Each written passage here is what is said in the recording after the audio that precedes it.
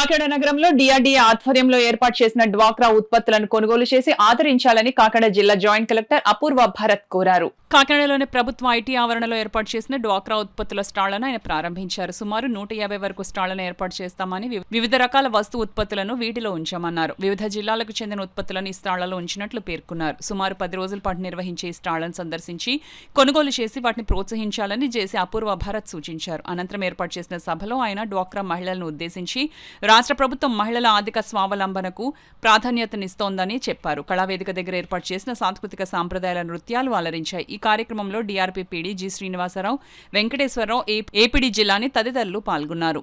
ఈ రకంగా ఎగ్జిబిషన్ పెట్టి వీటి ద్వారా మహిళల ఉత్పత్తుల యొక్క మార్కెటింగ్ చేయడం అనేది జరుగుతూ ఉంది. అంతేకాకుండా రాష్ట్ర ప్రభుత్వం ప్రతి ఇంటికి కూడా ఒక మహిళా వ్యాపారవేత్త అని డెవలప్ చేసే ఆబ్జెక్టివ్తో పనిచేస్తుంది. కాబట్టి ఈ రకంగా మనం ఎగ్జిబిషన్ల ద్వారా మరి మహిళా వ్యాపారవేత్తల యొక్క ప్రోడక్ట్స్ని మనం డిస్ప్లే చేసి వాటిని అమ్మకం చేయడం ద్వారా వారికి లాభాలు రావడం జరుగుతుంది.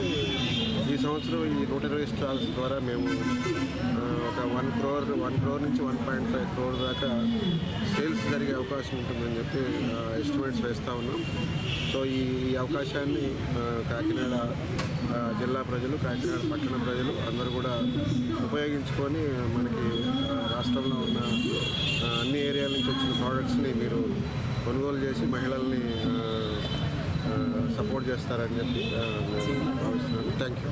ఇటువంటి ఎగ్జిబిషన్ ద్వారా వాళ్ళ వ్యాపారం చేసి వాళ్ళు మరింత ఆదాయం సంపాదించుకునే మార్గాన్ని, వాళ్ళు ఉత్పత్తులకి బ్రాండింగ్ చేసుకునే విధంగా కూడా ఈ స్టాల్స్ ఏర్పాటు చేయడం జరిగింది. ఇక్కడ ప్రొడక్ట్స్ని పెట్టడం ద్వారా ఈ ప్రొడక్ట్స్ మా డ్వాక్రా మహిళలు తయారు చేస్తున్నారని ప్రజలకు తెలుస్తుంది. ఆ ద్వారా వాళ్ళ ఉత్పత్తులకు మంచి బ్రాండింగ్ ఏర్పడుతుంది. అలాగే మన ముఖ్యమంత్రి గారు స్వయం అనే బ్రాండింగ్ కూడా ప్రవేశించారు మహిళా దినోత్సవం రోజుని. దానిలో భాగంగా వీళ్ళు కూడా మన వాళ్ళు రాజమండ్రి నుంచి, కాకినాడ నుంచి కూడా దాంట్లో సెలెక్ట్ అయ్యారు. స్వయంగా సీఎం గారితో కూడా మాట్లాడారు.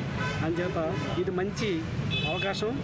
అంతేకాకుండా ఈ పట్టణ ప్రజలు కూడా మహిళలను ప్రోత్సహించి వాళ్ళు మంచి వ్యాపారం చేసుకునేలాగా ప్రోత్సహిస్తారని